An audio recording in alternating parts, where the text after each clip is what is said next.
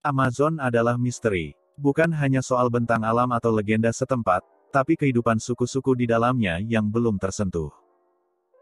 Apa yang kamu bayangkan saat mendengar kata Amazon? Pasti kebanyakan menjawab hutan yang sangat luas atau sungai-sungai panjang dengan habitat ikan piranha. Faktanya, Amazon lebih besar dari perihal tersebut. Yang juga menarik dibahas dari Amazon adalah kehidupan suku-sukunya. Oh tunggu begini, Amazon merupakan suatu hutan belantara dengan luas 7 juta kilometer persegi. Lokasinya di benua Amerika Latin dan masuk di 9 negara, dari Brasil, 60% hutan Amazon ada di negara ini. Lalu Kolombia, Peru, Venezuela, Ekuador, Bolivia, Guyana, Suriname, dan Guyana Perancis. Survival International, suatu organisasi yang peduli akan kehidupan suku-suku di dunia, mencatat ada sekitar 1 juta orang lebih yang terbagi dalam 400 suku di hutan Amazon. Suku-suku tersebut sudah menempati hutan Amazon sejak 400 tahun silam. Menariknya, terdapat 100 suku yang belum tersentuh dunia luar. Kebanyakan, suku-suku yang belum tersentuh dunia luar itu menempati hutan Amazon yang masuk wilayah Brasil. Menariknya, ada 2 hal mengapa mereka seolah terisolasi.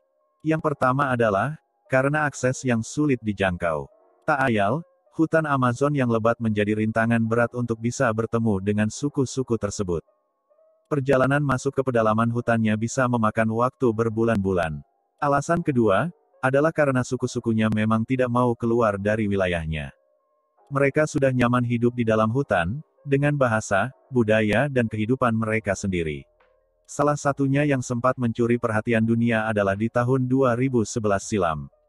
Tepatnya di kawasan Val do Javari bagian barat dari hutan Amazon, perbatasan Brasil dan Peru, suatu pesawat berisikan para peneliti dari Brasil menangkap kehidupan salah satu suku Amazon yang belum terdata.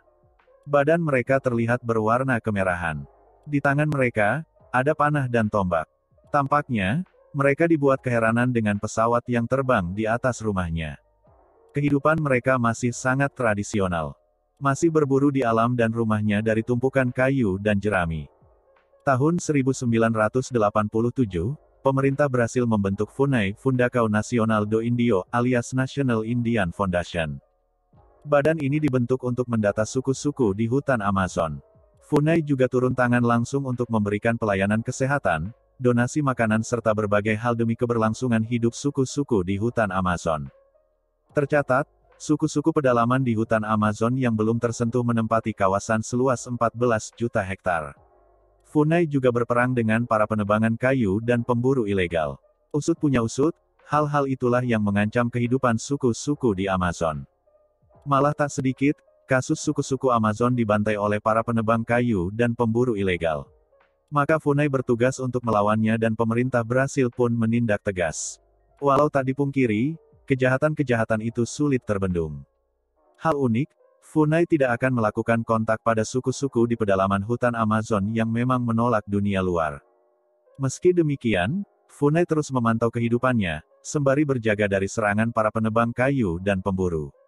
Pemerintah Brasil juga tidak memaksakan untuk bertemu pada suku-suku yang mengisolasi diri di hutan Amazon. Toh kembali pada hakikat, mereka punya kehidupan sendiri dan biarlah jadi misteri.